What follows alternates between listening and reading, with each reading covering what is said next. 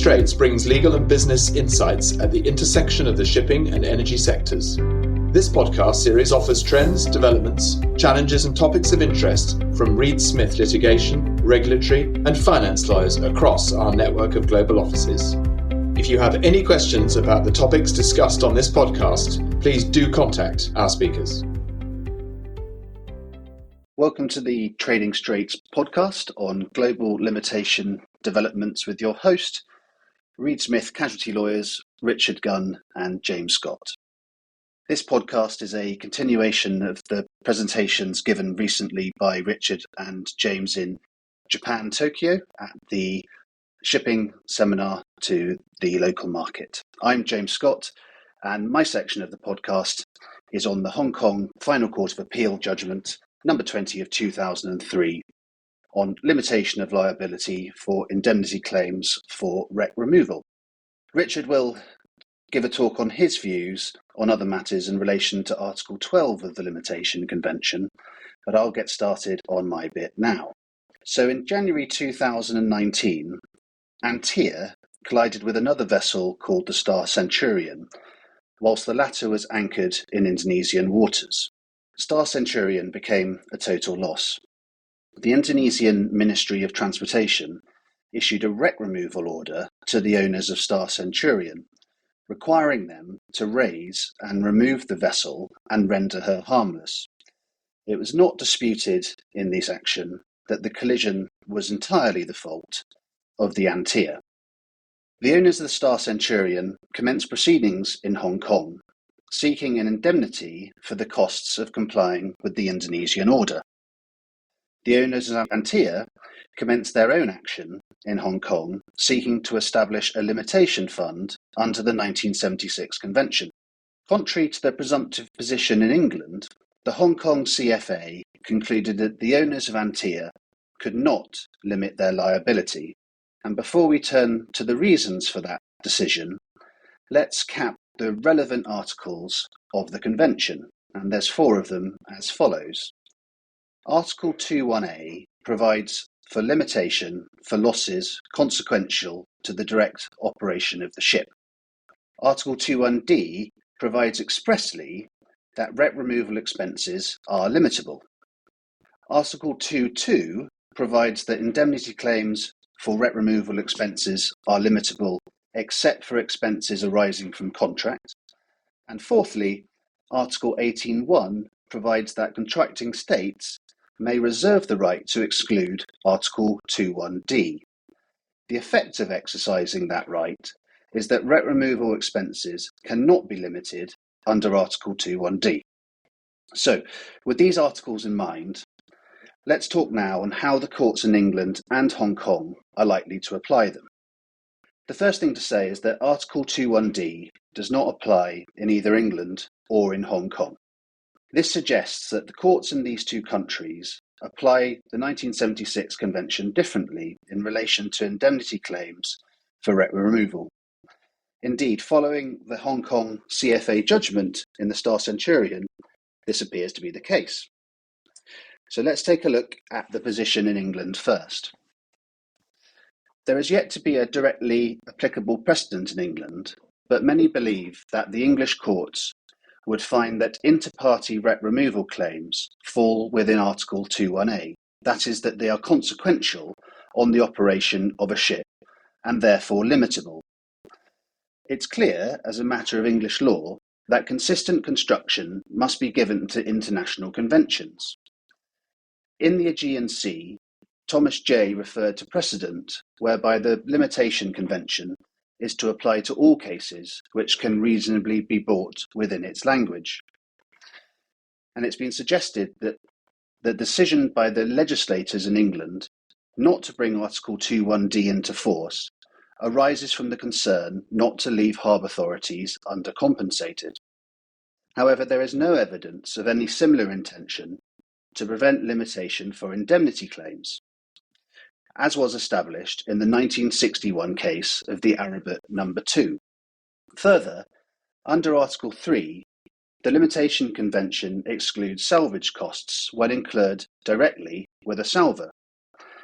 However, if the party that incurred salvage costs submits an indemnity claim in damages against the other party, then that claim would be limitable under Article 2.1a. And this indeed was held by the English court in the 1992 case of the Braden merchant.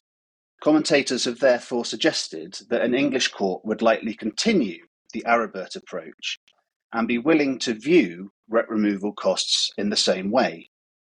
So let's now compare this to the position taken by the Hong Kong courts in the case of the Star Centurion. At first instance, the court focused on the maxim that general provisions do not overrule specific provisions, and reasoned that general provisions of Article 2.1a should not give way to the specific provision for rep removal claims in Article 2.1d. The view was taken that any contrary position would render Article 18.1 and the decision not to implement Article 2.1d as meaningless. The Court of Appeal agreed with the lower court and noted that there is no distinction between statutory, private or consequential rep removal costs. Then the matter went up to the Court of Final Appeal, and this highest court in Hong Kong also agreed and held that the task of the court in construing the convention is to do so without any English preconceptions. And this included the principles arising from the Aribert No. 2.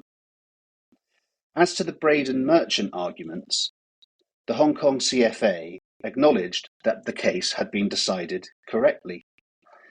However, where that case concerned salvage services, the Court of Final Appeal found that the principles do not extend to rep removal indemnity claims.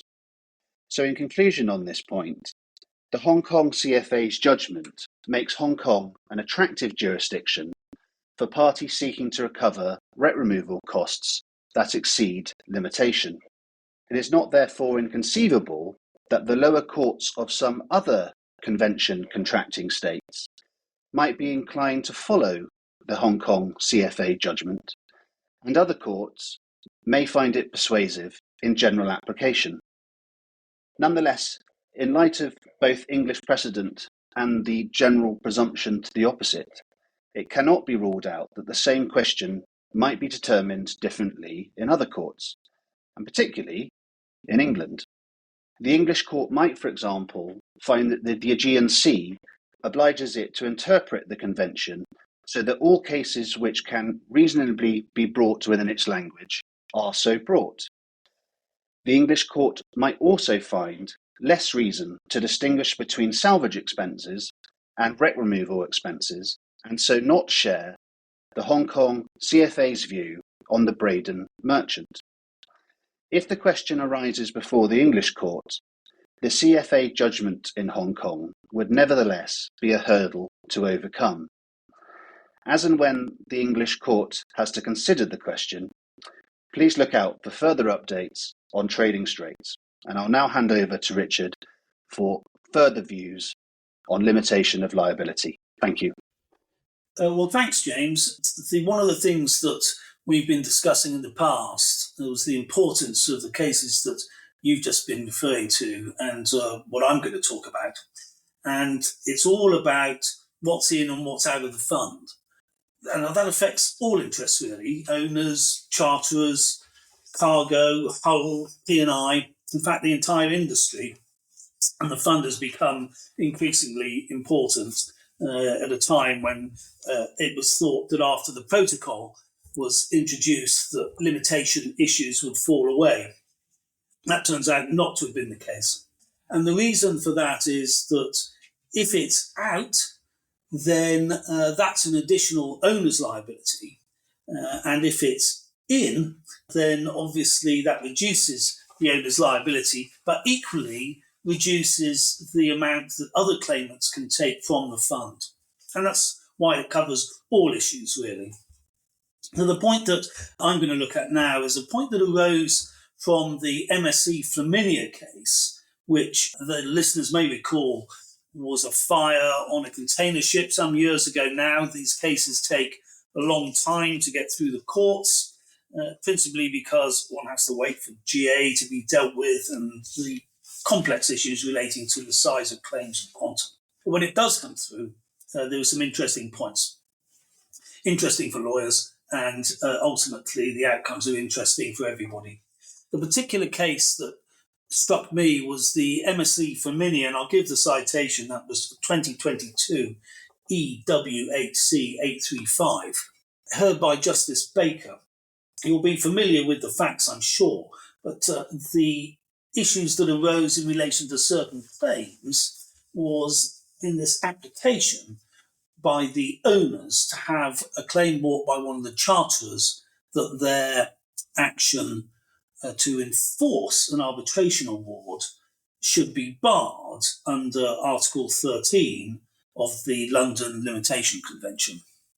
Now, London Limitation Convention provides at Article 13 that where a limitation fund has been constituted in accordance with Article 11, that's just the basic fund that provision that sets out how to do it, any person having made a claim against the fund shall be barred from exercising any right in respect of such a claim against any other assets of the person by or on behalf of whom the fund has been constituted. So in other words, you can't go after the owner if it's the owner's fund. You can't go after the owner in any other jurisdiction. You can only go against the fund.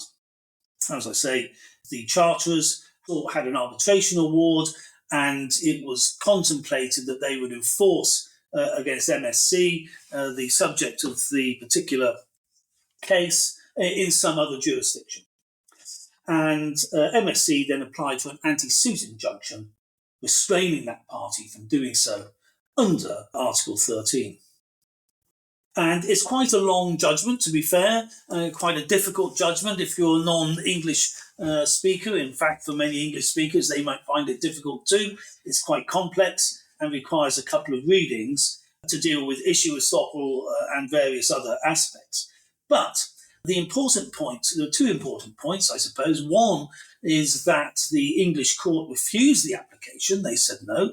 The particular claimant was perfectly at liberty to bring his claim elsewhere, and there were a number of reasons for allowing that, but one of which is the important one, which lit me up, was that the court said that there was no evidence that the claimant had any intention to claim against the fund whatsoever. And that could be found at paragraph 87 of the judgment. So there was no evidence that the claimant was going to bring a claim against the funds. And that was a reference to the wording in the clause, having made a claim against the fund. And the judge said, well, if he's not made a claim against the fund, and he has no intention of making a claim against the fund, then Article 13 cannot apply, and therefore there was no right to the bar to any other action.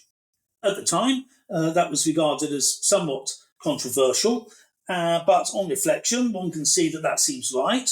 Why should the convention, which only applies to those states that have signed up to it, have some global effect over other jurisdictions and other parties in different places that apply different limitations? The US, for example, is not a signatory to the Limitation Convention.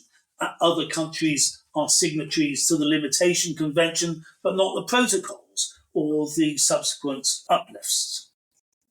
So clearly, it applies that there should be different aspects in different parts of the world, and the English courts were going to uphold that. And it seems to me that that's clear and not contrary to the laws that James was talking about earlier. The point there being that, in fact, there should be a standard, if you like, global standard, but that's only in respect of the particular convention to which it applies. So that gave me thinking then about other clauses within the Limitation Convention itself, in particular, Article 12. Now, Article 12 provides as follows, and this is to do with distribution of the fund. What this says is that if, before the fund is distributed, the person liable or his insurer has settled a claim against the fund, such person shall, up to the amount he has paid, acquire by subrogation the rights which the person so compensated would have enjoyed under this convention. In other words, if you set up the fund, and that's often as the club or the hull or some mixture of owners and club and others, if you set up the fund and nevertheless you settle some other claim, you can normally then claim back against your own fund. Certainly that's been the practice over many years in London and I'm sure elsewhere. But if I apply the same reasoning that Justice Baker applied to Article 13 in the MSC Flaminia, what we saw in MSC Flaminia, and I'll remind you, is that Article 13 said that the right to bar an action only existed in circumstances, and the clause says, with a person having made a claim against the fund is barred. So Baker said, yeah, well, there must actually be a claim against the fund or the intention to make a claim against the fund if the convention refers to a claim against the fund. And as a matter of English, that seems quite clear. Now, those words, claim against the fund, in Article 13, are replicated in Article 12. And it follows, therefore, that if you have settled a claim in any particular incident and seek to claim against the fund yourself by the rights of subrogation set out in Article 12, the claim that you have settled must have been a claim that was actually made against the fund, or there was intention to bring that claim against the fund. And if there wasn't, you have simply settled a claim in some other jurisdiction, and there are no rights to bring that back against your own fund.